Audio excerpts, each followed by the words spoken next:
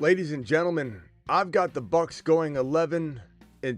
I have Baker Mayfield still balling out. I still have Bucky Irving going crazy. They lose their left tackle for 1 to 4 games.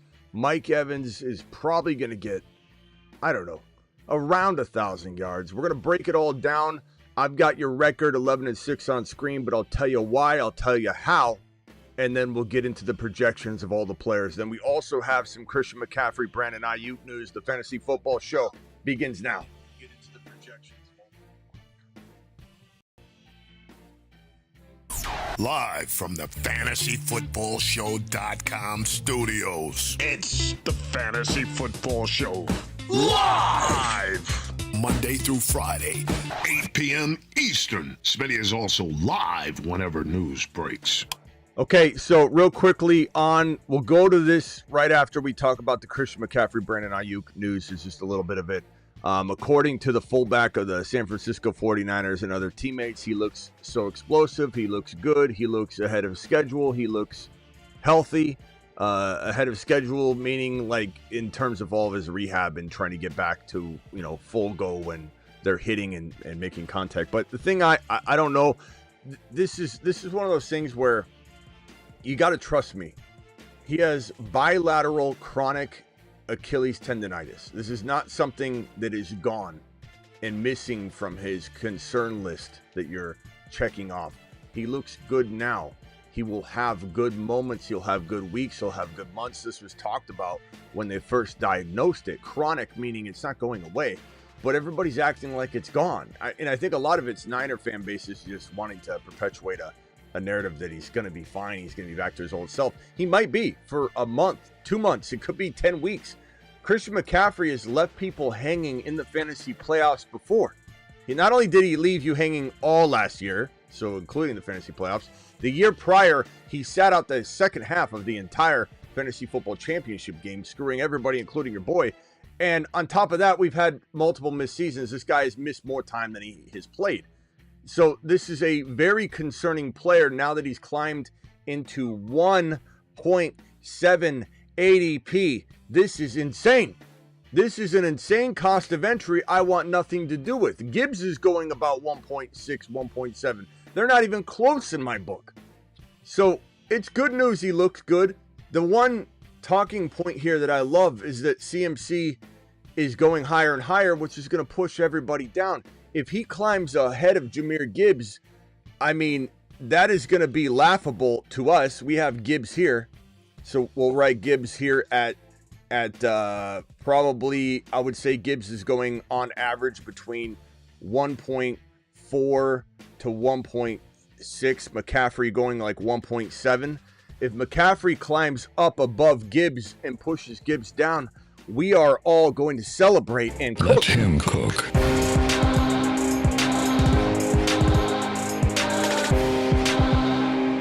So let me start over. Let me start over and say this. McCaffrey looks fantastic. Draft him higher. Move him up. 1.7 is not high enough. 1.6, 1.5. Do it live. Tell everybody. Tell everybody, please. Push so many of our favorite players down. I love it. I'm here for it. Put Lamb down there. Push Lamb. Put Neighbors down a few more spots. Shove Genty down to 1.9 for goodness sake. I'm tired of drafting him at 1.8, 1.7. So there's that news. It has nothing to do with when he's getting hit. Let me tell you another thing. When we're talking about an Achilles tear, when we're talking about, and everybody can reach back on the right above your heel and below your calf, and you kind of feel that, what feels like a cord, that is your Achilles tendon. You know, if you just kind of feel it, that thing is like a rope. It's like a mini army rope, and it's woven like that. Thousands of strands wrapped around like an army rope. As your Achilles starts to fail over usage, over time, and they both fail about the same. Why do you think one brake pad on your car is pretty much done when the other one's pretty much done? You might have an alignment issue. That's what meniscus tears are. Alignment issue, you're going to wear one side of your knee padding down your meniscus than the other side. Or one Achilles might be more worn than the other. That is a huge issue. That's why meniscus tears are sometimes worse than ACL tears, when you have a really bad meniscus tear that requires surgery. But why do you think your Achilles tendons wear down at the same time, because they're not something like the ACL where it randomly snaps or one gets worn down and the other's not. Like the ACL is a complete freak injury half the time, right? And it's your knee's not stable, or you get hit in a random shot to the knee, or their surrounding muscles, your quad muscles aren't stable, and it's very vulnerable, your knee. But when it comes to your Achilles, it's a wearing down of the situation. Greenlaw, who was the Niners defensive player during the Super Bowl, remember him? He stepped out onto the field, tore his Achilles, running out onto the field. His first step off the sideline. Why do you think that happened? Freak occurrence? No. If you could have looked deeply doing imaging at his Achilles, it was ready to burst. So your Achilles tendon, which is on the back of your leg, this thing has been abused to the degree that he has bilateral Achilles tendonitis, chronic. Both of his Achilles tendons are so bad, even though they've been probably repaired through therapy overseas. That's certainly going to buy him time. It's gonna get the flare-ups at bay.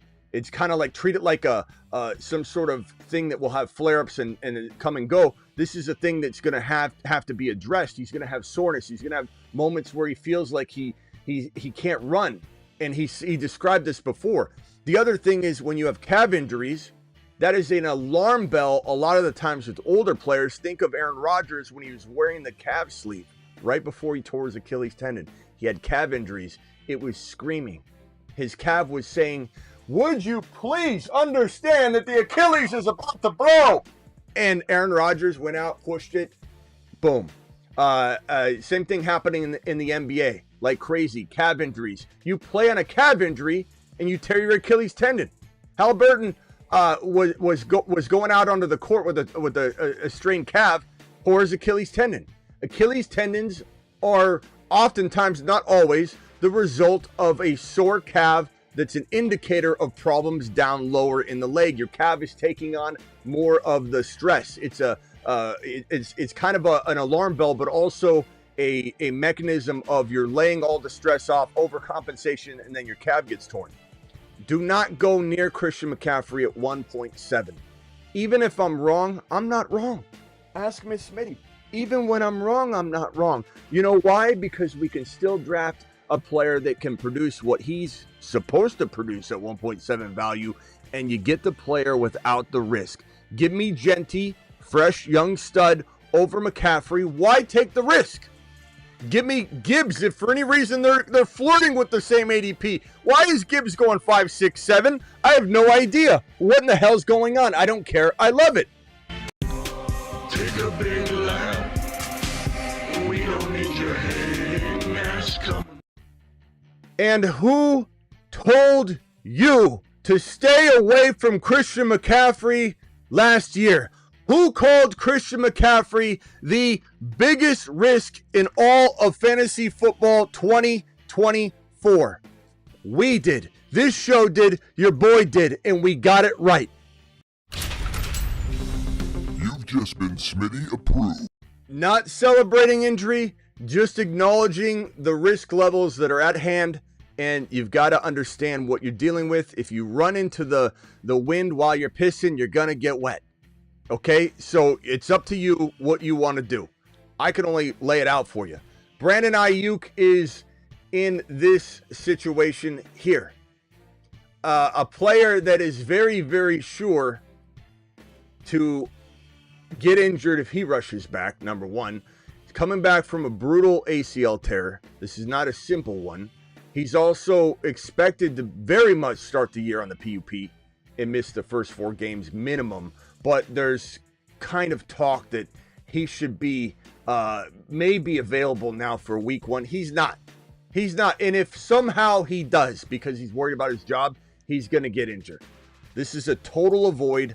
I wouldn't even draft him this year, given that his line in the sand cannot even come close to my expectation level, meaning that if he was going to go in round like 10 or 11, maybe we start talking about, okay, maybe I get back into the Brandon Aiyuk best ball game.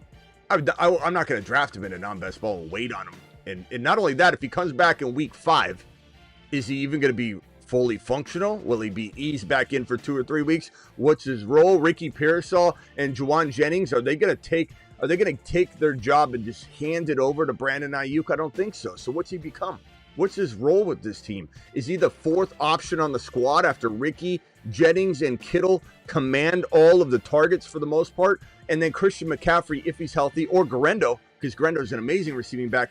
Is that really the fourth option? Is Aiyuk going to be the fifth option on the team that might be in shambles this year at some point? I believe the Niners have a good record, but it's not as simple as that. But I don't know. Around 10, 11, he's not going there. He's going way earlier. I'm not taking him, period. I don't want anything to do with Brandon Aiyuk at his cost of entry or anything even remotely close to where it could end up getting bumped around. Aiyuk is a complete avoid.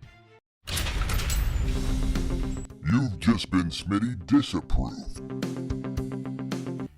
And now, ladies and gentlemen, we walk into a territory of prediction, excitement, and big energy. We're talking about we're going to talk about the Bucs. In general, we will be talking about the NFC South this week. I've got a video already prepared, pre-recorded on the Atlanta Falcons. All the player projections, Bijan, Penix Jr., Drake London, Kyle Pitts, Mooney, all of it. Record, who beats who, how many games, the Falcons wins clearly right in front of you, 12. But who do they beat? Who do they lose to? All of that will be posted in the morning at 7:30 a.m. per the usual time of dropping uploads here on this channel, 7:30 a.m. Eastern, 4:30 a.m. Pacific time. Let's kick it off and say that while I believe that the Bucs could win this division, it's not out of the question. I don't want to hear somebody cry and complain about that I have the Bucs losing the division to the Falcons. It's a dogfight. This could even be a tiebreaker deciding type of winning the division situation. But I just think with Liam Cohen leaving, just like when I look at Detroit, I think Detroit can win the division, but it's going to be a struggle. It's going to be a climb back into... You like the shirt, by the way? You like the shirt? You can get this shirt, too, by going over to the YouTube store. In fact, I think I have it pinned in this video. But if you go to my YouTube store, you just go to my main YouTube page, you click on store. On mobile, it's right here. And you can get yourself one of these bad boys if you want to wear it. And it's such a good talking point to go up to somebody, especially if you're at like a party, like one of your work parties or whatever, and you just walk up and someone says, yeah, you like football? And they're like, yeah, bro, I follow football big time. You're like, oh yeah, who's this? And then they're like, I don't know. Who is that? I don't know who that is. Then you, my friend, you don't know ball. I'm not friends with anyone that doesn't know who this is. That's how I run my life. If I walk into a deli and I say turkey sand right now, and they say, you want avocado? I say yes. You want extra mayonnaise? Yes. Salt and pepper. Put it all over the thing. And they say, nice shirt. What is that? I'm going to say, I don't want your sandwich, son. Keep it. I'm going over to the other deli. I don't associate with people that don't know who this is at a glance. I surround myself with winners. You've just been Smitty approved. I'm sorry, neither here nor there. 11-6, tiny bit of a not setback at all. Just like the Falcons have nothing but uphill climbing to do, nothing but upticks in every category. Penix going in there, defense is improved, Bijan's firing on all cylinders, London's ready to explode, Kyle Pitts will finally do something consistent. There's nothing wrong at all with the Atlanta Falcons situation. It's all nothing but positivity, and even the things that aren't improved are remaining excellent. And we got a super chat here from Panthers. Probably wants me to talk about the Panthers here. Love the show. Panthers will surprise folks. Maybe I don't have them making the playoffs, but I think that there's going to be some good that comes out of the season. But this might be a sub 10 win season. It very much could be a 10 win season. It's very possible, but I'm going to have them. I'll spoil it for you. There's a 9 involved, and I'm not going to say necessarily they're losing 9 games. Okay. So that's what I'm going to tell you. I will have a Panthers edition This right here is the Bucs edition. The Falcons edition is going to be tomorrow at 7:30. But losing Liam Cohen won't cripple this offense, but it'll certainly make it to where I think there's a little bit of, I don't want to say growing pains, but just not as much ceiling potential the entire way. You know, think of it like a bobbing buoy.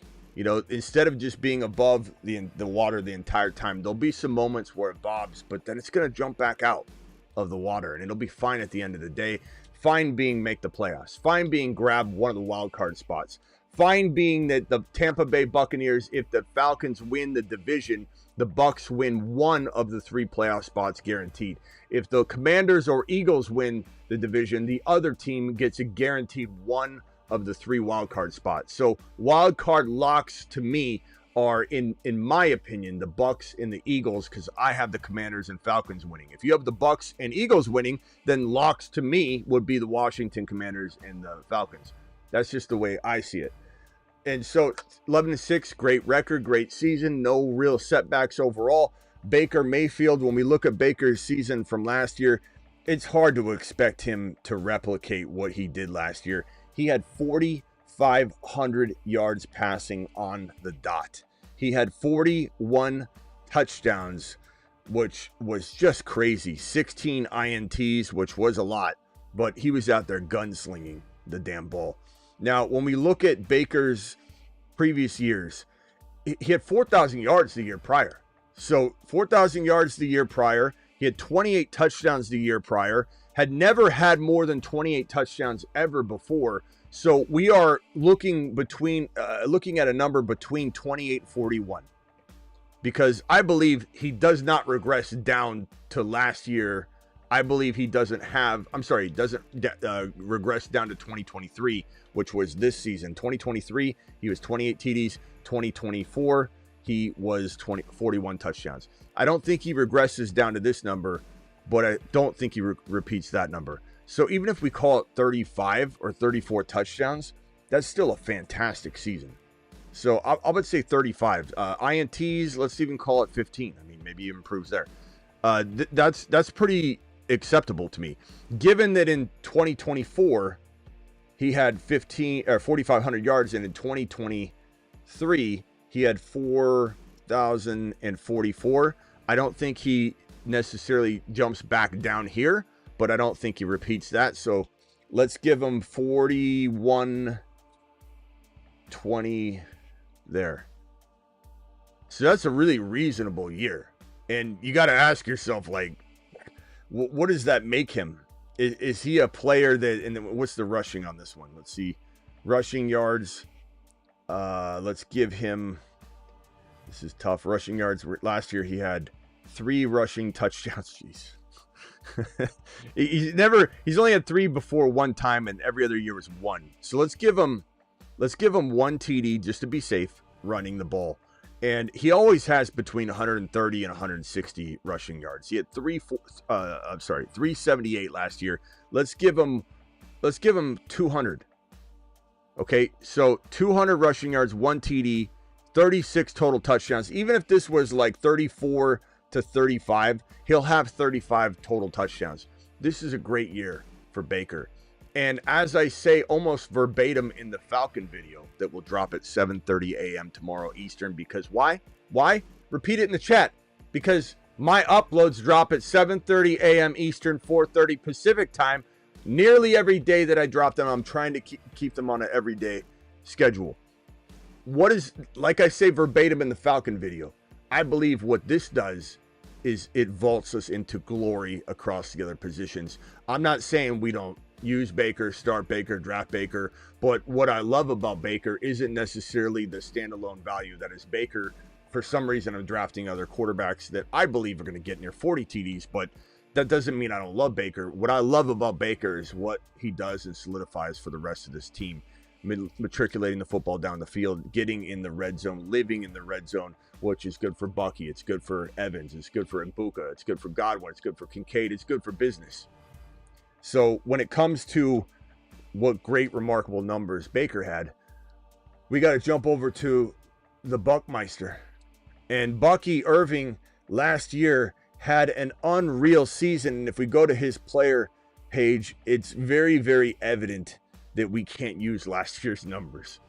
Anybody with the brain can understand why, but let me just show you anyway in case that qualifies as you or you just haven't been watching any shows until this moment you're back.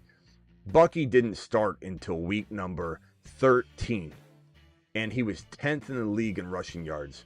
Bucky didn't start until week 13, and he was 10th in red zone targets. He was top 10 in 20, 30, 40, 50 plus yard runs. He was amazing. He was number 12 in fantasy points, but you look at when he's getting double digit work and he's exploding and becoming an absolute monster in this league. And even like during the season, this is a fun thing to pull up, even though this wasn't complete. This is just, you know, when you talk about the hype as it's building, highest missed tackle rate by any running back with a minimum of 50 outside rushes since 2016 in the entire National Football League. Bucky is baking. This Buccaneers post, just the excitement building.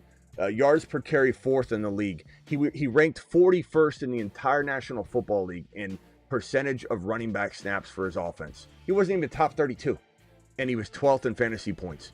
Yards per route run, number 6.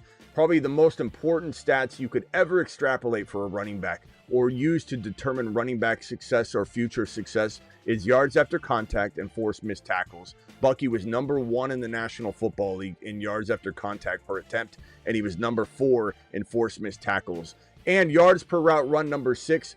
These 3 stats right here alone, with his 41% snap share, which won't be the same because his coach and his staff has already come out saying this year he's starting off as the starter. This year he's starting off with good footwork. He cleaned up his footwork. What was wrong with his footwork? If this is with bad footwork, what will Bucky do with good footwork? His coaching staff has already cemented in he's the starter. Rachaad White's already made a public statement that this is his last year in Tampa, which means he's gotten bad news. He doesn't like where his foothold is in this offense. And I even believe Sean Tucker is the only cuff to own to Bucky. He is the Bucky version of if this thing goes awry, it's not always going to be the guy that's on the field more. It's going to be the guy that's in the role in the bullpen waiting to be shot up into the starting lineup. Bucky, if he goes down, you know, hopefully where's wood, knock on wood.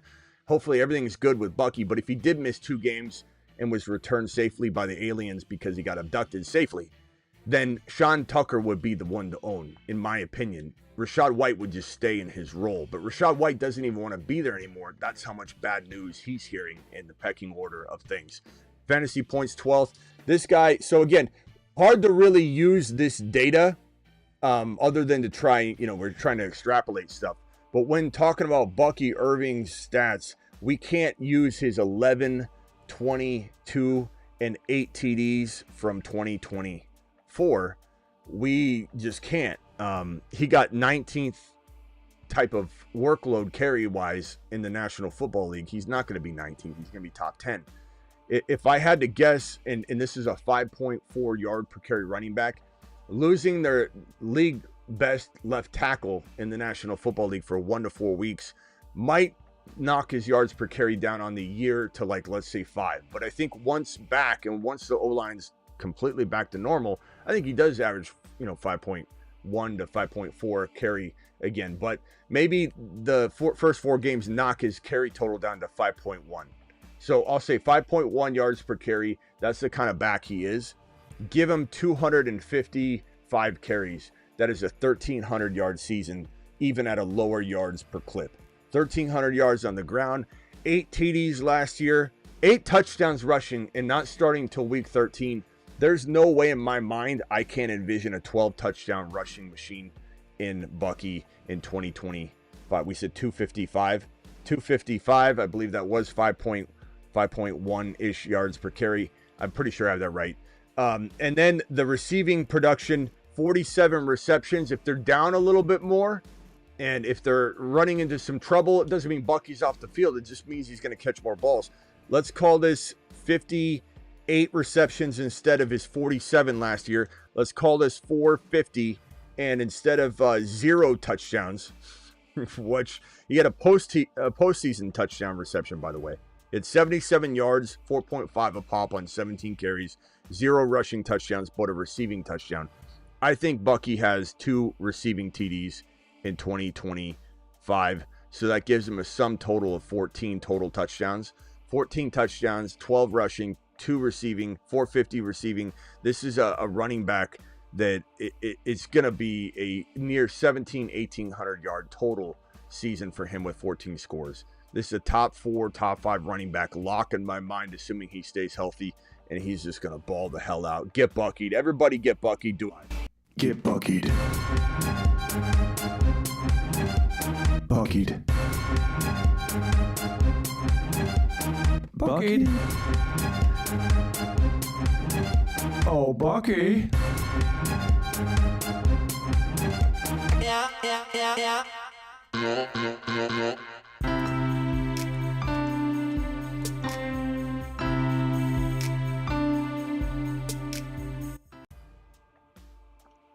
Bucky to the moon, Bucky to Jupiter. To Jupiter. You don't like it? You don't like it. Nothing I can do about that. Not like I even care. I'm here to speak the truth as much as I can. I won't always be right. And if people want to listen, and I love it. And if they don't, we get to take advantage of it. Now, Mike Evans is a curious case. I wish this was Benjamin Button right here. I really do, but it's not. 74 receptions last year for 74 receptions last year for 1,004 yards. He had to go back on the field to get that. So, I don't know. There's some concern here that this guy, and he played 14 games last year, played 17 the year prior, 15, 16, 16. 13, 16, relatively healthy, but only played 14 games last year. There's concerns, even though he's going to be good on the field. I still believe he's got the ability with his specific skill set to survive aging a little bit. You know, there's some players that are just done. They're cooked. He's got that size and physicalness, and the fact that Baker will force feed him. You know, find a way to get him, even if he's not as quick, loses his step, Baker's just going to throw it to his shoulder. Like, it's going to happen. And he's got great hands, and he'll figure out a way to grab it. So, I do think that we're going to I think we can get a 1,000-yard season out of him. I think, you know, if he doesn't miss games, I think even if he's lesser, like he averaged 13.6 yards per catch instead of his 15.9 the year prior, instead of his 14 3 straight seasons before that, 17 and 17 the 2 seasons before that, 14 the season before that. So this is clearly, the data is telling you he's declining. He is. But if he plays more than 14 games declining, he should still be able to hit these numbers. Maybe the touchdowns isn't there though. Maybe this is an 8 touchdown season for him. Could be 7 to 8 TDs, 1,000, and we'll call it 10 yards, and we'll call this 72 receptions. I don't know where I'm getting these numbers. They just feel right. They feel right. Or I've got the Gray's Book Sports Almanac down here, and that's what it's saying. 72, 10, 10, and 8 TDs. Maybe 7 to 8 touchdowns. Let me check the Almanac. 7. We'll call it 7 to 8 just to get some hype going. 7 to 8 touchdowns. Not a bad year, but you know what this leaves room for? First of all, his ADP to be, you know, worth it still, but you're getting him a little later. I think we get to the exciting player next. Let's go to Godwin first. Godwin's going to miss some time. I believe Godwin won't be ready for the start of the season. I think Godwin could end up getting injured again if he rushes back. Godwin is a tough player to bet on. He's constantly missing time. Played all of 2023. I get that. Played most of 2022. I get that. But 14 games, 12 games, 14 games. He is missing time a lot. And now he's got some metal and some, you know, hardware in the foot. This is not the best injury. He's had a plethora of injuries that are all wrapped up into one on this thing. So I think there's a very good shot we're getting I'm going to go back to his 12-game season. Okay, he played 12 games in 2020. where he had 65 receptions for 840 yards and 7 TDs. I'm not saying I'm locking that in. I'm just saying that's kind of where I want to head and start with. These are the numbers that I want to play with. And honestly, with Egbuka there, Egbuka carving out a role, I wouldn't be shocked if we're looking at something like, and I don't know where these numbers are coming from. Let me turn the page on the Gray's Book Sports Almanac. I'm going to say 8, 10, 5 to 6 TDs. I think this is what Godwin gets you on a shorter season, because I think he misses at least 3 or 4 games. I think he starts on the PUP. Who knows what happens? We'll find out. If he ends up being ready for week 1, or if they say he's just going to miss 1 week and he'll be out there week 2 or 3, then I think we could adjust this up to his ceiling value, which is what I would say would be 72, 950, and 6 to 7. Like, that would be a ceiling value if, let's say, he was to play more games, than 12 or 13 games. But that's kind of where I have Godwin. What I think we're going to see here, and I don't necessarily think it will have to be an extrapolation process where we're saying, oh, okay, Egbuka didn't necessarily play a full year, but if he did, this is what he'd do. I think he plays the full season at a full send capacity. I think that he's an adjust and adapt artist for starters. It's where he's lived in college. His wide receiver room is often talked about being one of the best wide receiver rooms in the league. His wide receiver room in college was better than this Tampa Bay Buccaneer wide receiver room. This man has played with more studs than anybody realizes. This guy has played with some of the best players in college football. JSN, Jeremiah Smith. He's played with them all.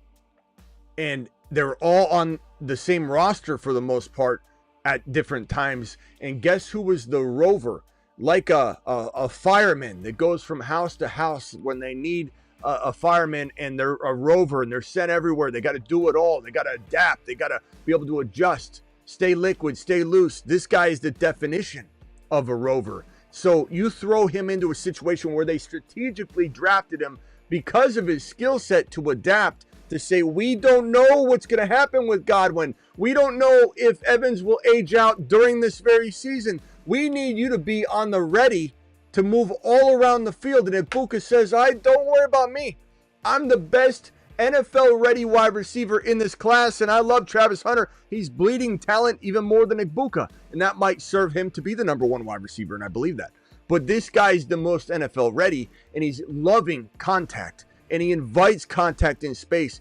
Kick return skill set merged and morphed into a wide receiver. So when he gets the ball, he turns into a returner, returns into a running back. When you watch him on the field or watch any of his film, you see a man that's so polished, so ready for the NFL game, ready for contact, invites contact, loves the slot, can move all over the field, can line up anywhere. This is a season of Egbuka. And we told all of you about Egbuka, and we've been doing it ever since. Let's go! Mashed potatoes! Yeah, buddy. Everybody else is a passenger on this Egbuka train because we conducted it. We created the train. We're the ones conducting it. Everyone else is just a passenger if we let them. Egbuka, in a rookie year where he's going to be force-fed and sped along and matured faster than he ever probably even wants to be sped along and force-fed. This is not something where Egbuka is going to be like, I expect to get this volume, and then he goes out there and produces the season we're about to see. This is going to be in many ways a necessity. Hey, you need to do this. And he says, yes, sir, whatever you need me to do. And the end of the year, we're going to go, wow. What a year. What a year. This is a receiver that can get you 1,100 yards as a rookie. This is not an extrapolation. This is a receiver that could get you 80 receptions as a rookie. Not an extrapolation. This is a receiver that could get you 11 plus total touchdowns from a Baker Mayfield laser locking arm and cannon. This is not an extrapolation. I believe that this kid is so good as a rookie that he is by far and away the number one Bucs wide receiver drafted in 2026 drafts next, season. We're not drafting Evans ahead of him. We're not drafting. This guy is treated like JSN value. I think in a draft, drafting 2026, we're drafting this man. You can't even read that. You're drafting this man at Jackson Smith and Jigba ADP for 2025. Where you're drafting JSN right now in 2026 will be where same territory we're drafting Egbuka. So this is the JSN of 2026 from 2025. Can't wait to watch this kid unveil and build upon game and just become much more of a dangerous threat every step he takes. And there's no better situation I can think of than a situation that has a need, a quarterback that has a cannon, and a quarterback that has the determination to literally force someone into the situation and to guide them properly. It's Baker. Baker's a team player. Players love him. People love him. Baker's so fun to cheer for. Egbuka's going absolute ballistic, and Egbuka might be a top 10 wide receiver. It could happen. Let's be careful and say top 15-ish wide receiver as a rookie is certainly possible, but this is a guy that might explode over those expectations. And number two, he might be a top 10 wide receiver for the future in everyone's mind in a dynasty startup. The moment this thing starts kicking off, people will start talking like that. Let's go! Mashed potatoes! Yeah, buddy. To Saturn. And Egbuka is on... What list is he? The Moon Man. Not on the moon, Dropping. man. He's on a shuttle to Mars. He's on the Mars man. Capable of higher planet, higher planet climbing than that. Definitely capable of it. Jalen McMillan's a tough cookie to project as well because his role's changing. It's kind of, when you look at Jalen McMillan, what I like to tell people is when you look at Jalen McMillan, you should really appreciate Emecha Egbuka, because Jalen McMillan, who I like a lot, he was a good player. He had 37 receptions last year for 461 yards and an unbelievable 8 touchdowns. That is insane. I spilled drink all over my board here. 8 TDs, 461 yards on 37 receptions with 8 touchdowns. Do you know that Puka Nacua in his 28 played games has only scored 1 more touchdown than Jalen McMillan? That's what's so alarming about Puka Nacua. This guy scored 8 touchdowns in one season when he's getting thrown all over the place. Doesn't even catches 37 balls. Puka plays 28 games and only has 1 more touchdown to date. Puka's still not scored double-digit touchdowns on his career. He has 9. So this is great. But what this tells me is when this guy moves to the side, and maybe with Godwin not ready, he still gets utilized. But this is how excited you should be about Emecha Egbuka, who's, no offense to McMillan, and we've loved McMillan. Egbuka is 10 times the receiver that Egbuka is.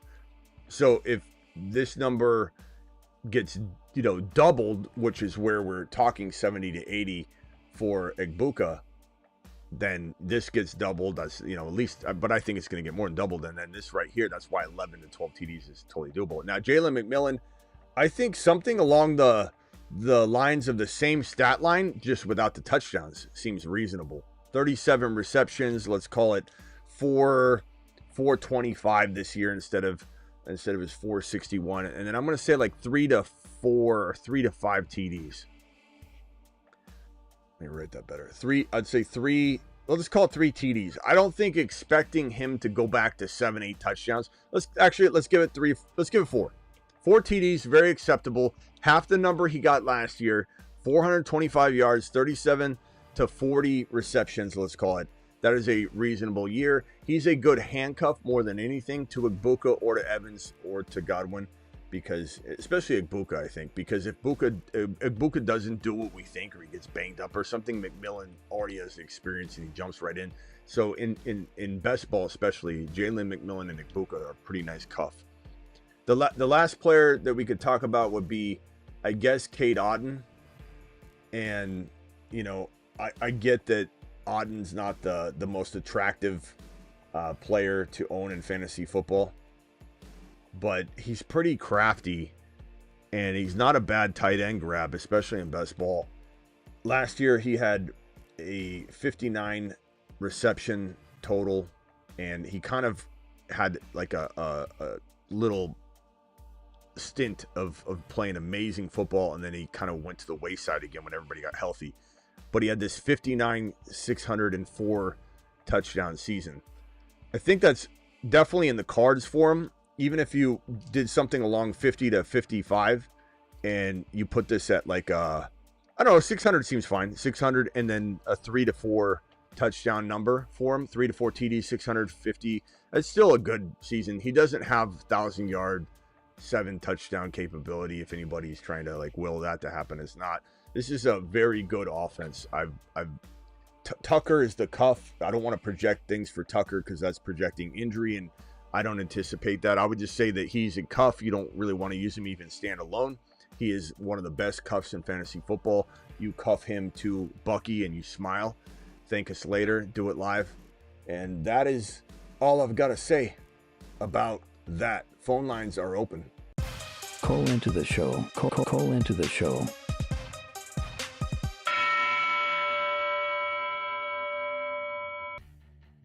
So dial in if you would like to discuss these projections. Again, the Falcons video will be up tomorrow at 7:30 a.m. Eastern. Why?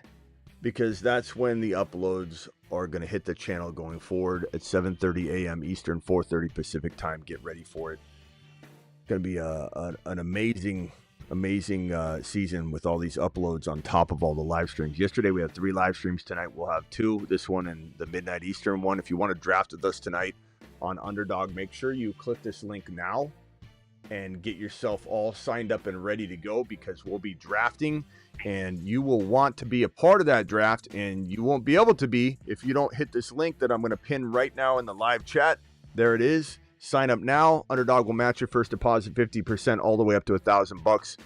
And you can just click that link, and it takes 2 minutes. $10 minimum though. But if you put $1,000 in, they give you $500. You put $2,000 in, they give you $1,000. All the way up to $1,000, they'll match you 50%. But the minimum is $10. They'll give you $5.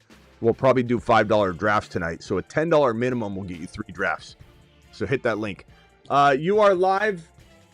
Is this Wyatt? Wyatt, you're live. What can I do for you, Wyatt? Yep. Well, I'm sure you saw my trade in the Patreon. It was Bijan and Sutton for Bucky, McConkey, and a first next year. All right, Bijan. And, yeah, I saw this, and I asked him to call in with it. Bijan and Sutton for Bucky, Ladd, and a 26 first rounder? Yep, about mid-round. 26 first mid. Chat, I need a vote on this one. It's easy to say we love Bucky so much that Ladd is such an upgrade over Sutton, but this is the number 1 overall player in fantasy. No one's saying Bucky can't do what we just described and be unbelievable. But Bijan is a... Something? What? Can I add something? Well, yeah, but you want to hear my response, or go ahead and add it, and then I'll start again. I was saying that I also got offered Emecha Egbuka for Sutton straight up. Egbuka for That's Sutton also straight on up. the table. I'd rather have Egbuka over Sutton. I would take that. I would take that and run. That solves your problem. It's a great interruption, actually. But I do still want to know what people think of this deal. The fact that you could pull that off without having to move Bijan, that's huge. Because what if I told you? What if I? Yeah, let's change this. That's on the table. So everybody revote. We'll write Egbuka in there. Because if you make this trade, you're getting rid of Egbuka. So, do you want Bijan and Egbuka or Bucky and Ladd? Give me Bijan and Egbuka all day long. And I love Bucky. You know I love Bucky. But Bijan is something different. This side wins by a country mile, bro. Bijan, Egbuka, go get Egbuka, do it live. You've just been Smitty approved. Yeah, is that deal on the table? Like you can hit the button right now? Yes, I could. Do it. Go get Egbuka, bro. Thank you. Smash it. He might be watching. Do it quick. All right, later. Later. Yeah. That's how you do it, ladies and gentlemen. You start shopping while you're making another deal like that, and you might save yourself. I'm not saying that this wouldn't have been good. It's a really good trade. Both sides are amazing. But I want Egbuka and Bijan all day.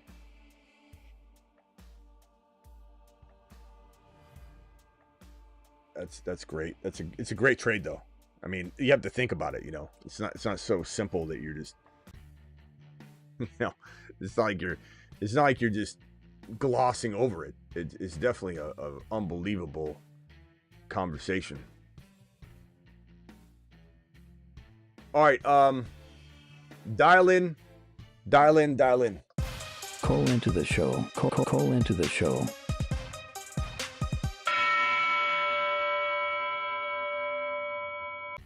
Yeah, that's a good trade, or a good non-trade and then trade. I like Ladd in Bucky. Don't get me wrong, but you got to think about Sutton and Ladd. It's not just you're getting Ladd and Bucky. You are giving up a player that is underrated by an extreme degree in Sutton. I want Egbuka over him, but I'm just saying, is the discrepancy between Sutton and Ladd, when I think Ladd's a little overdrafted, is that discrepancy enough to say that you get rid of Bijan for Bucky, who I love? Bucky's top 5-6, but Bijan's 1. And not just 1 for running backs, he's 1 overall. 1 overall. Close one, yeah. It is close. 2 super chats are sitting there. I'm sorry about the wait on this. Panthers with the super chat. Think he already answered this one. He thinks the Panthers will surprise everyone. Understandable. Chili says, can you make Scott take a lap for what he said? Chili, appreciate you. Thank you for the super chat. What did Scott say? Scott, you want to call and tell me what you said, or do I have to go find it?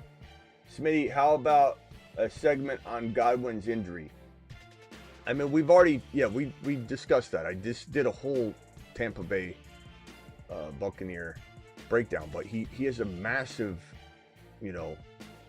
recovery that has multiple injuries involved, and then on top of that, he's just a very injured player. What is it that he said? Is the Bucky t-shirt... What?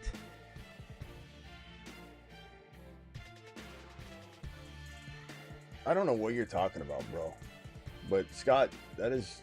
What are you even saying, bro?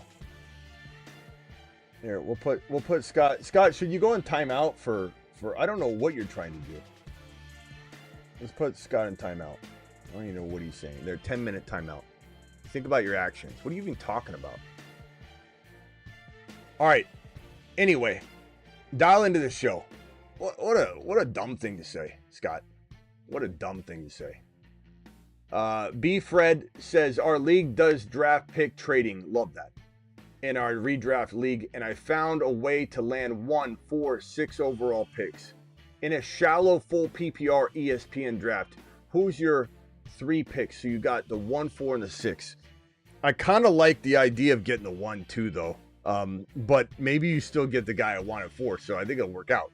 So Bijan and Gibbs, because I want to try the 2-headed monster. So Bijan and Gibbs is what I want badly. I'm not saying I wouldn't be fine with just adjusting and adapting if these guys weren't there, but Bijan and Gibbs, let me rewrite that. Bijan and Gibbs, and then at 6, I mean, you're taking what you can get, bro. But if you if you could end up getting, I don't think Lamb will be there, but of course that'd be amazing. But even just getting Neighbors, that's crazy. You could go Genty and go three-headed monster and maybe have the number 1, number 2, and number 3 running back, and then just grab those wide receivers. You might get Egbuka. You might get a whole bunch of other pieces, bro.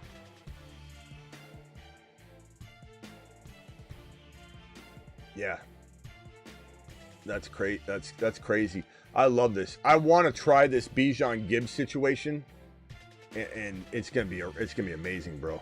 The two-headed monster is back. The two-headed monster is back. B. Fred, appreciate you. Then you said in a shallow full PPR ESPN league, who are your 3 picks? If I could choose, bro, I would take Lamb. Lamb or JJ to go with Bijan or Gibbs. If I could choose, I would choose in that order. Lamb, JJ after Bijan Gibbs. So Bijan Gibbs, Lamb, JJ, Genty. Neighbors. Probably what I would choose, B. Fred. But it could change while the flow is happening. Like, I don't think for a second I could lock that in. Ron Navy, you're live. What's up, Smitty? What up? Well, you know, same old. Mm-hmm. Kinda. Did you happen to see the market today? I did. Yeah, you check out the silver bullet? Yep. Awesome, huh? Yeah. Awesome stuff. Anyways. What you got here about football, Ron? Well, I know, but I had to put that in there because, you know. What else you got? Well, we talked about last night. We talked about Bucky and all that and everything else, but I just had to give a thought about, and I know you already mentioned it, but and you were right. I mean, you were totally against. I mean, the year McCaffrey was traded, we both said that we didn't think but he had a phenomenal first year, right? But we still weren't comfortable with him. We knew injury was about, right around the corner, and I just don't get all the hype in him because he's gonna miss games. I think people just they want. I don't know. They want to be right on this. Like a lot of the people that were wrong last year can kind of patch up some old wounds by going in the McCaffrey direction. Also, there are just people that like the comeback story, number 2. And then number 3, I don't know. People have a tough time letting go of a favorite player of theirs, a nostalgic type of player. So there's just a combination of all that going on. And the industry pushes a lot of things too, because there are a lot of people pushing Christian McCaffrey right now.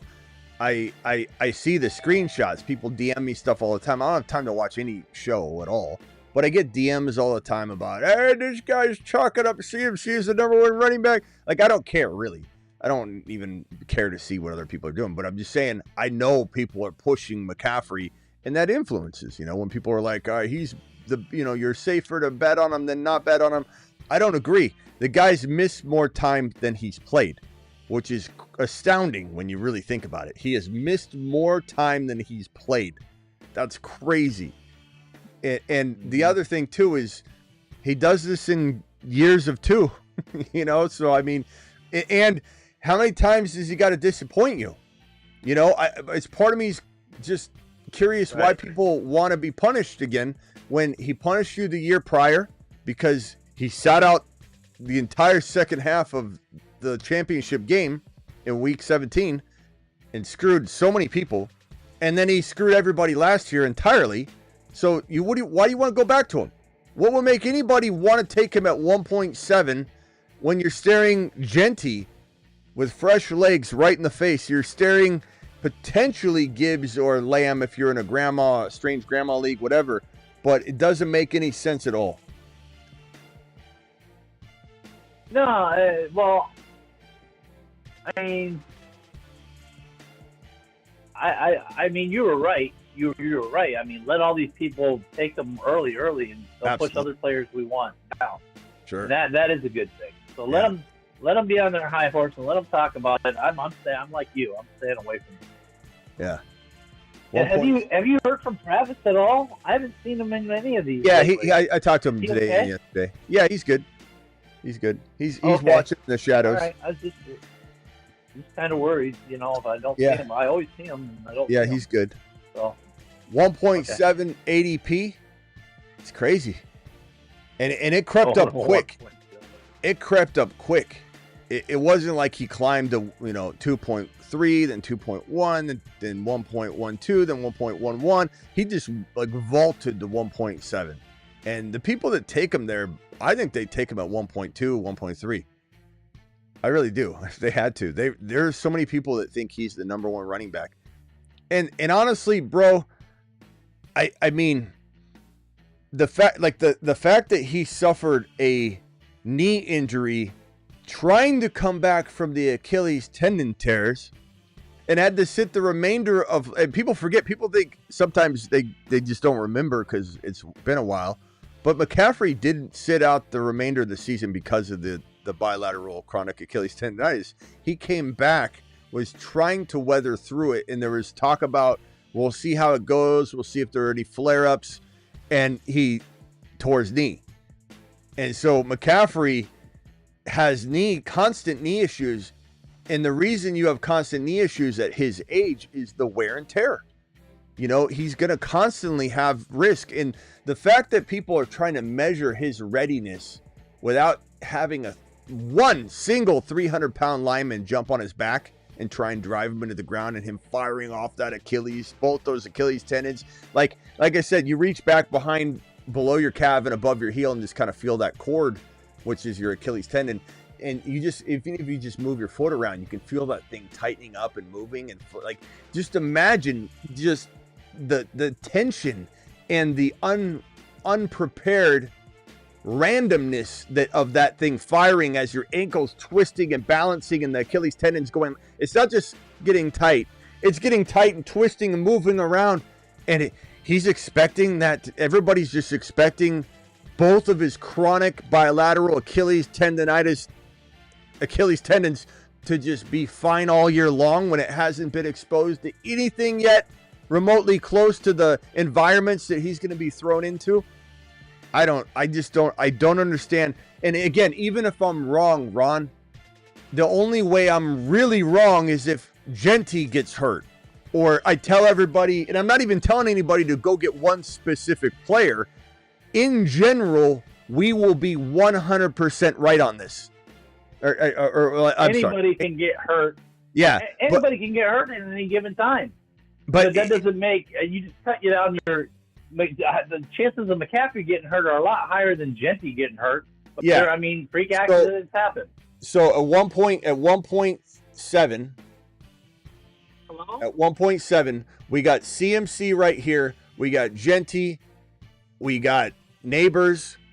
In some cases, I see people get, Gibbs, or because if Christian McCaffrey climbs high enough, we're talking about Gibbs or Lamb or somebody falling down. And I mean, good Lord, all these guys, Gibbs, Lamb, these are all safer options. There's no reason you should go this direction, even if I'm wrong. And he is amazing. These guys, probably 3 out of the 4, if not all 4, will be amazing too. You're not wrong. It's just you're avoiding risk. It makes no sense at all. It doesn't make. There's only one place where There's only one place where I draft CMC. Where's that? And that would be in weeklies. Mm-hmm. Hello? If I were to draft him, I'd draft him in weeklies only. Yeah, weeklies, and also Derrick Henry's very good at weeklies. And some people want to draft him in non-weeklies, and I understand that. I get it. But there are other players in weeklies like Tyreek Hill that you could draft with a little more confidence. Just because you might win $20K in week 1 and then your team sucks the rest of the year, but it doesn't matter because it's all about one individual week at a time. Hold on, Rob. Yep. 808 caller, you're live. What can I do for you? Smitty, it's Scott from Hawaii. When are you gonna save my number, man? I don't know. This particular system, I got to do it after the fact, so I always just. By the time 8 other people call in, I don't even know where your number is. What's up, Scott? What can I do for you? Scott from Hawaii. Aloha. Yeah, aloha, bro. I have a trade offer. I wanted to bring it by you. Maybe you and Ron can either accept or deny. So I have my running backs are Ashton Denty, Kyron, Quinshon Judkins. It's a two flex, so I do have Quinshon Judkins in one of those 6 positions. I do have Garando, Marquez Hunter, and Charbonnet on my bench as running backs. I got offered Kenneth Walker and Marshawn Lloyd. I mean, Lloyd is kind of just whatever for my pair of Browns running backs. So he's going to give me Walker. He wants Judkins and Sampson. And you have Sharps? You said? I do. Oh, man. So it's basically Seahawks running back crew for the Browns. Like, what do are the Seahawks going to run the ball more? I mean, what do I accept Walker? Yeah. Chat, what do you think on that? I mean, in general, Walker's ADP is the best on the board here in terms of these guys right here, this trade. So it makes sense to do it, especially if you've got Sharps. But there could be a world where you have the best of both worlds by keeping Judkins. Sharps gets in there to start, and you're balling. So I don't know. It's not an easy call. The ADP value, the perception of the values, does lean Walker, and I'm fine with it because you have Sharps. But I don't think it should just be like brushed over. It's definitely something to sit on or get a vote on. Let's get a vote on it. I imagine the chat will say Walker. I kind of lean Walker. And Walker could get traded, and you might have 2 starters out of this, but the trade prospects aren't really great out there in the NFL right now for a running back. But you never know. It could be like Washington. They could trade for him or something, and then he's in a great situation. That would put a fork in Ja'Cory Krosky-Merritt, but things happen. So I would say I lean Walker, but look, you got to also think about it this way. I mean, I do think the Seahawks will be better than the Browns. But if Shedeur gets in there and becomes the player I think he could be, then that could change. But I also believe in Milroe and think Milroe will get in there and be very, very good. At the end of the day, I don't trust the Browns right now. I think Shedeur could help change that. But right now, I feel like this is a committee. There's talk about Jerome Ford already, being anointed the starter initially. So, yeah, I mean, I'd take Walker, bro. I'd take the chance. Because right now, you don't even have all 3 of the Browns running backs. You might need it. So, give me Walker. Final answer. Ford's on the free agency. Maybe I should just grab him, too. Well, I think after this, you won't need him. But the Ford aspect of this is still in play. But I love Sampson. I like Judkins a lot, but they are going to eat into each other's work. It's a full-blown committee. It sure is. There's no doubt about it. I mean, Dylan Sampson is a remarkable receiver, so they're going to use him. But Judkins is great between the tackles. They're going to use him. It's going to be a committee. It might shape out later, but right now it's a committee. Give me Walker Sharps. You know what you're getting with Walker and Sharps. Yeah, I mean he has Sharps though, but yeah, you know what you're getting. Yeah, you know what you're getting. Yeah. All right, I'll smash that accept button then. All right, bro. You said this is Scotty Do. This is Scotty Do, right? Yes, All sir. right, man. I'll try and save you in the system here. All right, bro. Hey, man, I appreciate it. See you later. Too, man. Aloha. Yeah. Yeah, that's I haven't heard Scotty call it in a while. Yeah, remember who was? Oh, damn, Scotty! I should have asked you. Who was the other guy? Scotty Do and Buddy. Not Garendo. Scotty Do and Gustavo. Yeah. I was thinking like Garendo is coming to. They worked together. They worked together at one point, and then they got different jobs. They got different jobs, and then Scotty Do screwed him over in a couple trades. Scotty D would always strong arm. Yeah. Like, come on, do it. You need this. Yeah. Come on. The guy I'm giving you, the guy you're giving me sucks. Give him to me. Yeah. That was about Give him a 3 headlock. years ago. Give him to me. That was like 2 or 3 years ago. But yeah, I remember that. All right, guys, phone line's open. Call into the show. Call into the show. Lord. Probably Gustavo. Happy Friday. Probably strong arm Gustavo in this trade. They're back.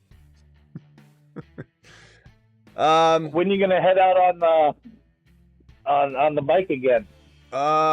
Maybe this weekend. Probably. I mean, it could be tonight, but probably not tonight. I don't know. We'll see. Every once in a while, get it I was getting like a tonight vibe for some reason. Maybe. I could be convinced. I could always bring my iPad and connect to my phone and do a draft still. But I don't know. We'll see. That'd be harder, though, for you, I think. Maybe. And that puppy, you're doing the puppies now, right? Because the puppies came out? Yeah. But I want to put the boss horn in the back of my backpack, and then I've got a remote, and I can just fire it off as I drive by people. Oh, man, you scare the shit out of them. You scare the crap out of them. You startle, you cause an accident. You give somebody a heart attack. Yeah.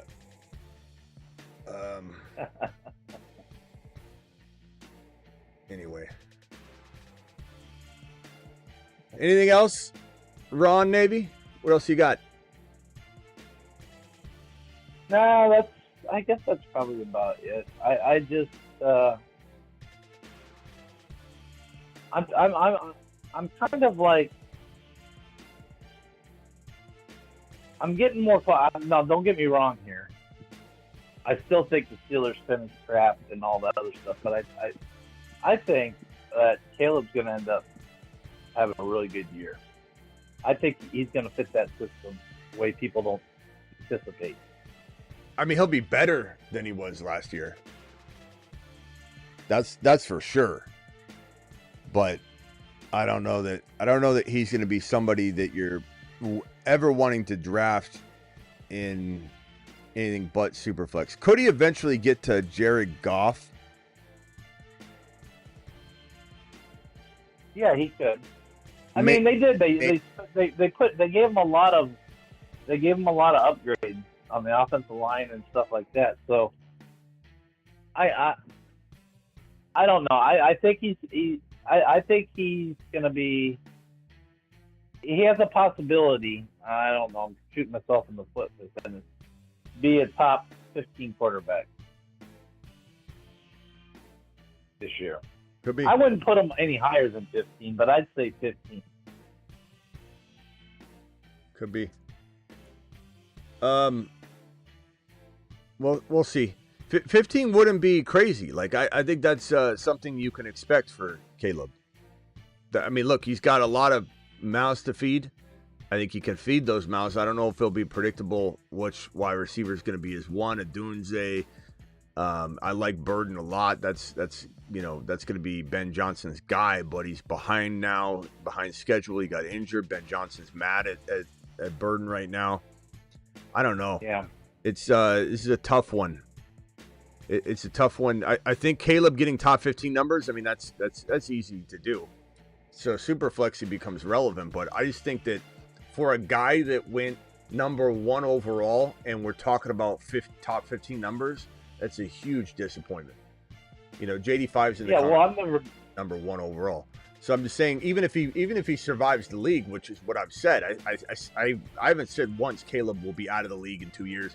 I've always said Caleb will survive a while in the league. He's just going to be, I think he'll be with a different team. That's the true test of a disappointment, is when he ends up being with another team 4 or 5 years later. You know what I mean? Like Fields. Well, and you got to look at the track record of the team. The track record of the team with quarterbacks is atrocious. The only team worse would be Cleveland. Yeah. Cleveland has a worse track record than Chicago, but I still don't think he's a leader. I don't think he's a leader. I think he lacks. I don't think he'll never be a true leader. And but I mean, I'm trying to keep it real and think, okay, I don't think he'll be as as atrocious as I thought he would be coming out his first year. Yep. We will see. So that's about all I got. We will see. I mean, I don't think he'll be out of the league, but I just don't think he'll be a QB1 fantasy. No, I agree. I don't think he'll be out of the league. Traded Bucky and Waddle for Harvey, T. Higgins, and redraft. Bucky and Waddle for Harvey and T. Higgins. I wouldn't have done that. I like that. I wouldn't have done that. Why? I love Bucky. Oh wait, I'm not trading Bucky. I know, but I hate Waddle though. He's getting. No thanks. Who did? I love Harvey, but Harvey is going round 5 for like a reason. There's some could he get unveiled slower than we want? Sure. Bucky's, in my opinion, top 5 overall, and I could trade Waddle with something maybe to get a player as good as T. Higgins. And T. Higgins in best ball is really good, but I don't even love owning T. Higgins that much in non-best ball because he could be so erratic. And at the end of the day, I mean, T. Higgins helped win Best Ball Mania, but that's best ball. He was not actually all that impressive sum total in the year. What did he finish wide receiver wise? T. Higgins is always like shocking. 17. He was wide receiver 17 last year, wasn't he? Yeah, he's wide receiver 17. Wasn't he? No, it's not. It seems like it's higher because he's so good in best ball. We get so used to how Higgins can have those spike weeks, and he's very valuable in best ball, but he was wide receiver 17. Now, granted, he missed time. What did he play, like 12 games? Yeah. But it's still, I mean, that's part of the concern with him is he plays, played 12 games back-to-back seasons. So T. Higgins at wide receiver 17, that doesn't move the needle for me. Give me Bucky. I want traded Bucky and Waddle for Harvey, T. Higgins redraft. So you already did the trade. How are you doing a redraft? Well, I guess people are doing redrafts in July, but I wouldn't have done that. I'm sorry, bro. I don't think it's crazy. I love Harvey, but I would have done that for like London. You go from Waddle,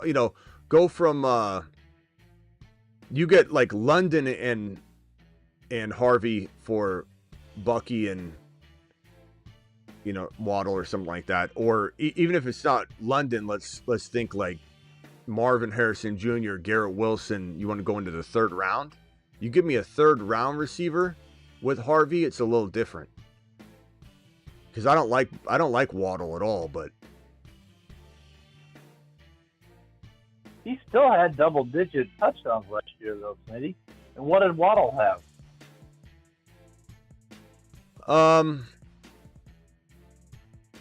Let me go into this particular scoring here. I mean, he had close to 1,000 yards receiving. Where did Waddle finish in 2020? Waddle was awful. Let me see. Waddle was... People have been hanging on to Waddle being a number 1 wide receiver for far too long. Mm-hmm. Where did he finish? Bro, 46. That's why 46 overall. But, I mean, still, I feel like I could trade Waddle in something... I don't know. Yeah. The reason I like it is because I think T. Higgins is the upgrade over Waddle. A huge upgrade over Waddle. I mean, way huge upgrade over Waddle. And Harvey is less than Bucky right now, but Harvey has the ability, you already said, I mean, he gets in there, he can do amazing things. He can do Bucky S-type numbers this year. I know. Seen it yet, I know, but Higgins is wide receiver 17. Like, back-to-back years, he's right around that 17, 18 range. I mean, so it's not like you're trying to sell me on Higgins being healthy, being top 10 when he's comparing him to Waddle. I know, but Bucky. I'm following going. I think let's go to the chat. Chat, what do you, better than Waddle. Chat, what do you think here? I don't think it's even close. Bucky and Waddle, who I don't love. I'd try and trade him. I would be on the horn all season long trying to trade him. Bucky, Waddle, or Harvey, who I love. I'm such a big Harvey supporter, but Harvey and Higgins, the discrepancy here doesn't match the discrepancy here, and I love Harvey. But there's no risk whatsoever in Bucky there's a potential slow unveiling of Harvey that is in the hands of Sean Payton, which I think is fine because I don't mind the slow unveiling because it's still going to lead to no rookie wall. But this is Bucky. Bucky's getting top 5 running back numbers all year long. Harvey will get there, but are we doing an extrapolation thing? You know, where we're like, okay, Harvey, 4 weeks of being good, but now he's balling out. It's just not close to me. Let's see. I don't know. I mean, I think he comes out pretty fast and quick. I don't think Peyton's gonna. Well, he could put a leash on him at all. He could. I love him. I love Harvey, but I'm just saying Bucky's on a whole nother level. Oh, I understand. I mean, the whole thing about it, you don't want to get rid of Bucky. Yeah. I mean, we get rid of Waddle. We love Harvey, but we also gotta not get ahead of our skis and just be smart about it. And the smart play is that Sean Payton is probably gonna have a slower unveiling of him as the season progresses, and he'll be a monster once he's in there. He'll be producing top 6 to 10 running back numbers. He could be on Bucky's level at some point, but I just can't. I can't get behind Higgins being the reason why I'm doing this. You know, if, like I said, if it was Garrett Wilson or MHJ, you could convince me to say, yeah, but Higgins shouldn't be the reason you do a trade in a redraft non-best ball. He's done nothing for 2 years to warrant twisting someone's arm into getting rid of Bucky. But the chat says Bucky. Bucky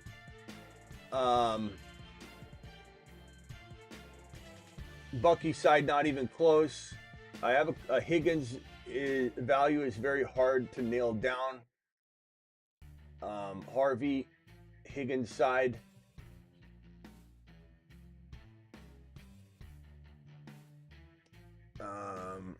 Bucky is only 22. Bucky easy. Bucky. I would say it's probably like a 10 to 20% vote at least that's going to be on your side, but that's because some people like Higgins. But best ball Higgins is different than non-best ball Higgins. I don't disagree with what you said, but I can see the like Higgins side.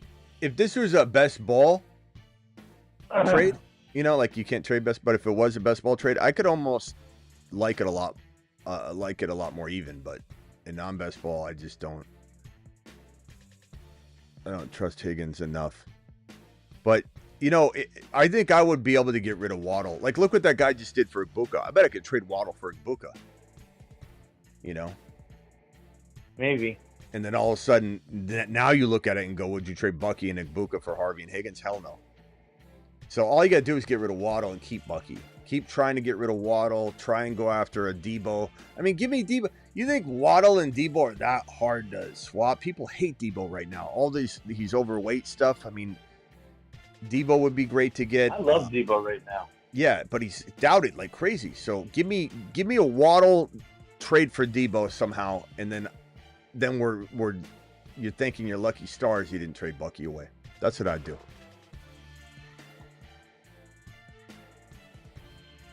All right. I don't like Waddle. I don't like Waddle at all. Let me open more phone calls. Dial in. Call into the show. Call into the show. Call in, people. You got to hear more than my voice. Debo looks amazing. I like Debo. I mean, I'm over on Debo. I'm taking Debo all the time. I got the Debo footage all over my Instagram, so go watch that. Go watch that on IG if you want to get excited about Debo. Don't listen to the haters. Go watch the real footage of Debo. He looks fantastic. All right, let's see here. Super chat from Travis. Travis says, this is a different Travis. Also stacking T with Burrow. This is the same Travis from the trade. Okay. Yeah, but stacking what? Stacking doesn't mean anything in redraft, bro. It's not the same. Best ball stacking means something, and non-best ball, it's not meaningless, but it's not a real advantage. I know it's fun, but I just wouldn't have done it, Travis. I appreciate you, though. I'm just giving you my honest opinion. I hope you always want that. You know, you could put in parentheses, don't tell me the truth in the super chat, and I'll pump up the thing for you. But no, actually, I'm always honest no matter what. but I don't know. Yeah, Travis, don't listen to me. Smitty usually right more times than not. So. Yeah. Yeah. All right. Hold on. Well, I don't mean to that. I just mean Scott, Prophet Scott, what's up, my boy? You're live. Hey, what's up, brother? Hey, so they get a vote to turn our 12-player keeper league into a full dynasty. It's going to pass. Just the majority vote is going to, a lot of people are upset about it. I was wondering if you had any strategy for this. It's not going to go into effect until after this year's draft. So your commissioner doesn't know what he's doing, number one. If you think if a lot of people are mad and the commissioner is still doing it, your commissioner isn't putting it up to a vote, and your league should just start a new league without him because he doesn't sound like a very good commissioner. Yeah, why would you make it? I've already... Sorry. His brother. Whoever the hell this guy is. Bro, your brother needs to do a better job of commissioning, bro. This is a stupid move. Because when you piss off the Did your brother listen to the show? No, but my nephew does. Well, you should play this show to your brother. Tell him to listen to what Smitty just said. Bro, you have a majority of people upset. They're going to leave the league eventually. You're not going to keep the league together. You got to make sure you make moves that the majority, not even the majority, like 80%. We're talking like really 8 or 9 people out of 12 need to vote that this is a dynasty league, bro. Right. Yeah. You know, you need to talk to them. But anyway, if you can't solve it and you're doing it anyway, what's your question? Okay, my question is, I've got Hurts, Kyron Williams, Bucky. So I need to ask. I'm trying to keep a third running back between Jordan Mason, Brian Robinson, and who else do I got on here? I don't know. Anyways, Mason. No, yeah. Good. Right. I was thinking Mason. Oh, and Javonte Williams. I got Javonte Williams, Brian Robinson, and Jordan Mason. Mason. Yeah, Mason, right. I still like Mason. Yeah. Okay. Yeah, Mason's already being called the RB 1B. Right. And then, so check it out. So I've got the 105, the 109, and the 203. I was hoping to get either Hunter or Harvey at 5, and then I think Egbuka will fall to the 109. I feel like Egbuka's stock is going to rise since it's going to be turning into a dynasty league, and he might not have to perform as good next year to be a keeper. But here's my question: is I might need to go wide receiver, and miss on Harvey because my wide receivers are old. I got DK Metcalf, Debo Samuel, Jacoby Myers. I got Rashee Rice as a keeper too, so he's my youngest keeper. But you see what I mean? Like I got old school. Yeah, but I think the receivers are great. You got Debo, you said DK, and you got Rice. Win now type of team. What I don't know what you got a win now type team. Yeah. Don't draft a position, bro. Always draft players, man. Don't pass on a Harvey or a Hampton or a Hendy or a Travis Hunter. I mean, Travis Hunter, bro. Get Travis Hunter in here. Yeah. But I mean, yeah. Your team is definitely good enough to win, and your receivers are fine. You're gonna have great receiving this year. You go for the best player available, bro. Don't even hesitate. Right. Not to mention, you can do a little maneuver. You can do a little maneuver like I did, where you trade. Is it a super flex? Yes, sir. It's a super flex, and I got Hurts, Fields, and Penix as my quarterbacks. Now you tell us. I mean, you got great trade bait there. If you wanted to trade Fields away, I mean that's a great team, bro. You have a phenomenal squad. So if it's me, I don't even hesitate. I'm taking the best player available. That might be Hunter. Travis Hunter might be the best player available. But you get a team like that or Harvey in the mix or Hendy.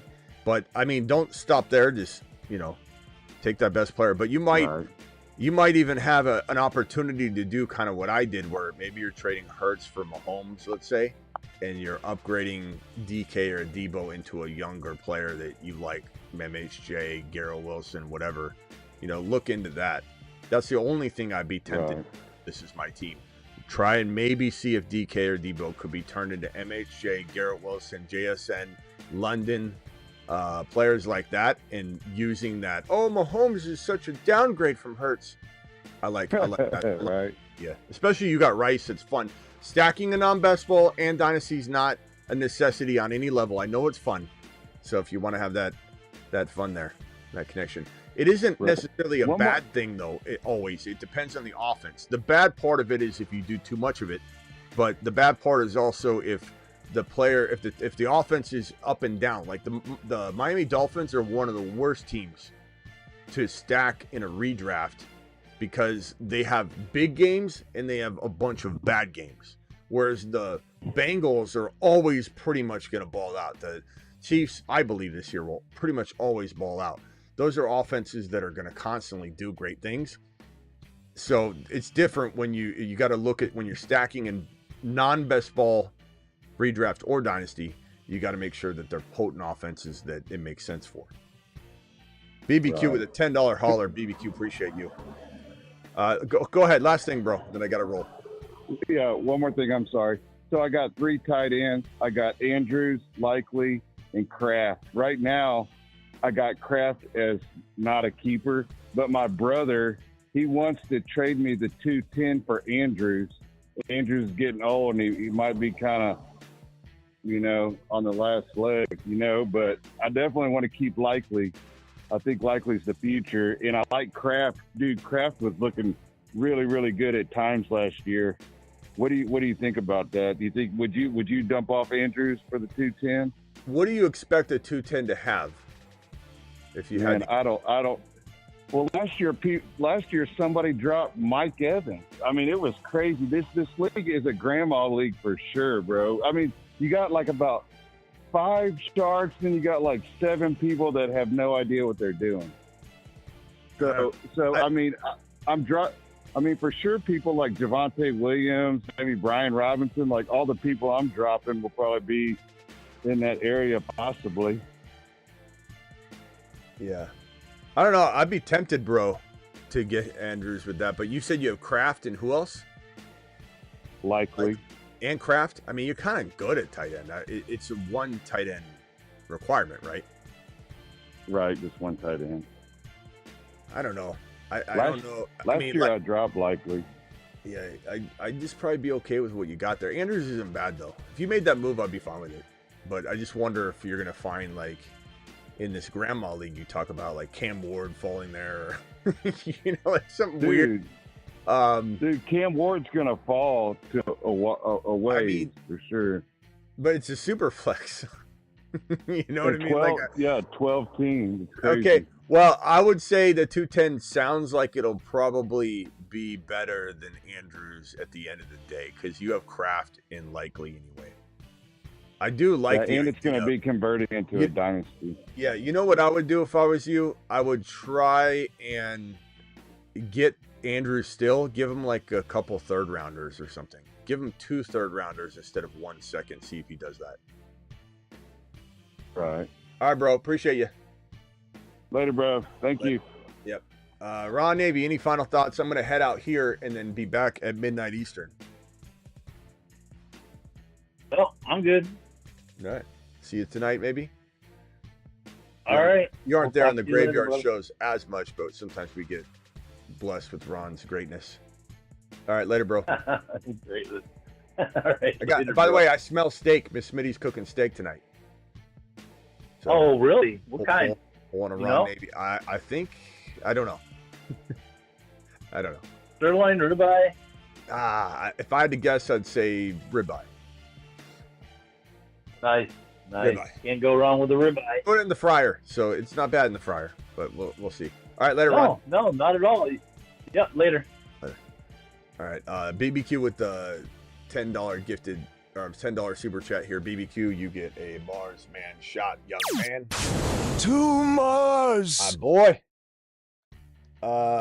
Dropping the wad here. Higgins won people titles. That playoff run was epic. 40 points in week 17. His 24 draft position was 5-6 round return. Crazy value this year at the ADP of 2-3. Not sure the value is there. Definitely not. I mean, in best ball, I do take him there though. It's crazy because he's not worth it, but he is. In best ball with spike weeks and optimal scoring, where Higgins is a risk, but you get to draft Egbuka, you get to draft Debo, you get to have a rotation of players that can, when Higgins falters, plug in automatically without even you doing a thing. It's optimal scoring in best ball. But that's the only reason, and then you're cuffing him to Joe Burrow, but if you're not cuffing him to Burrow, Higgins is not worth that 24, 25, 26 overall value at all. You miss out on Burrow, you get sniped on Burrow, bad pick. But Higgins makes sense still there. I've done it. I'm not going to say I haven't done it. I've done it not just one time. I've done it a couple times. I don't oversaturate with that build, but I've done it. I feel kind of gross after, to be honest, though. It doesn't feel great. 20 gifted memberships by BBQ, dropping fire tonight. He's on fire. He's doing it live. He's doing it live. $50. Give me $50 holler. Get by the brother Smitty. Give me $50. He's doing it live. Yeah, Higgins is a tough, but in redraft, I don't touch Higgins. No, thank you. I'd rather go get 10, 15, maybe even 20 other players around his ADP, which is kind of wild to say, right? Just the way it is. I don't know where Denny is. Denny hasn't called in a long time. We haven't heard from Denny in a long time. And we've got this out for him. We just don't know where he is. We can't find him.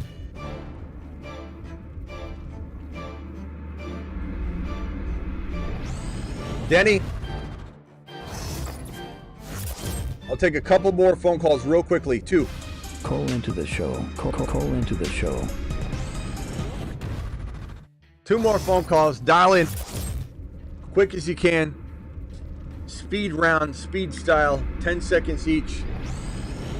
BBQ, appreciate you dropping the gifted memberships, my boy. Doing it live.